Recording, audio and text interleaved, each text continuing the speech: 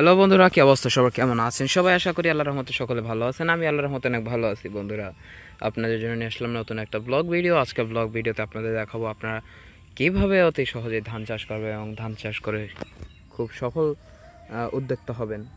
তো ধান চাষ কিন্তু গ্রামে হলেও শহরের দিকে ধান চাষ হয় না।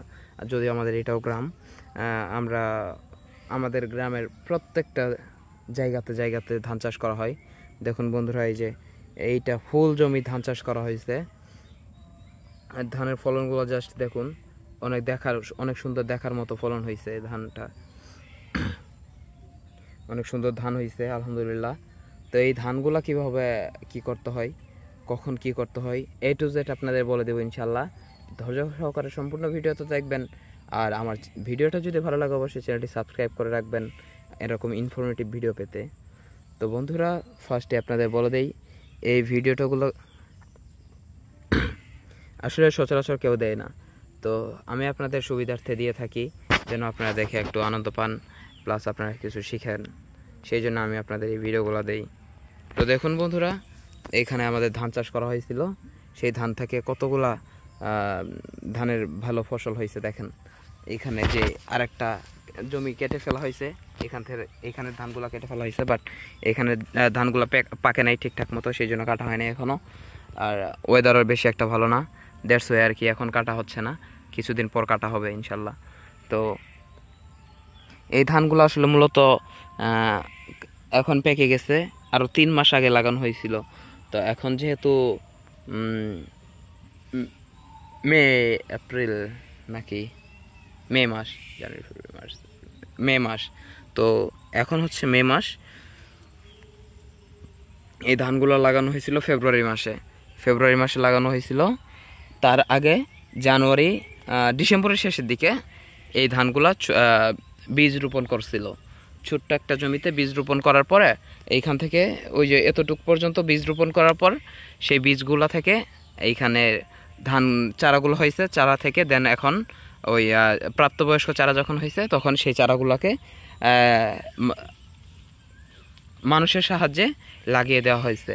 প্রত্যেকটা, আমরা যেটা গ্রামের ভাষায় গুছা বলে থাকি, সেই গুছাগুলোকে প্রত্যেকটা গুছা লাগিয়ে দেওয়া হয়েছে। দেন 3 মাস খুবই যত্ন নেওয়া হয়েছে। যত্ন নেওয়ার পর ইনশাল্লাহ এরকম পর্যায়ে আসছে এই ধানগুলা দেখুন।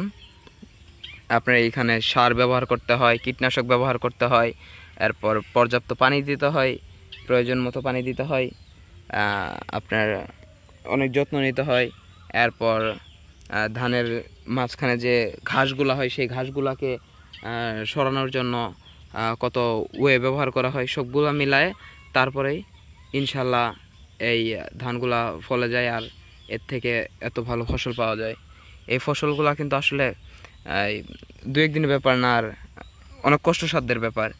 এই কাজগুলো আসলে সকলে করতে চায় না।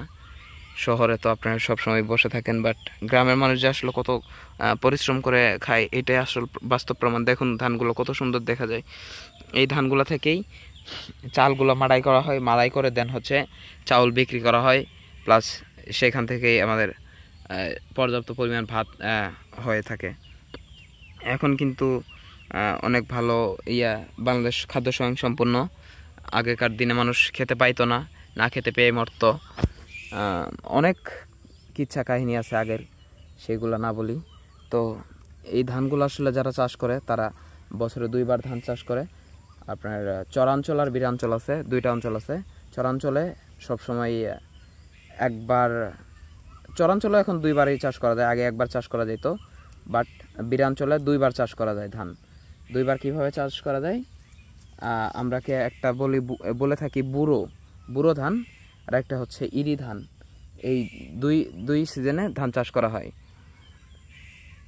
2 সিজনেই সকল ধান চাষ করা হয়। এই ধানটি হচ্ছে গিয়ে 28, এই ধানের নাম হচ্ছে 28। তো এই ধানটা অনেক ভালো একটা ধান হয়েছে। দেখুন সম্পূর্ণ জমি জুড়ে অনেক সুন্দর একটা ফসল হয়েছে আলহামদুলিল্লাহ।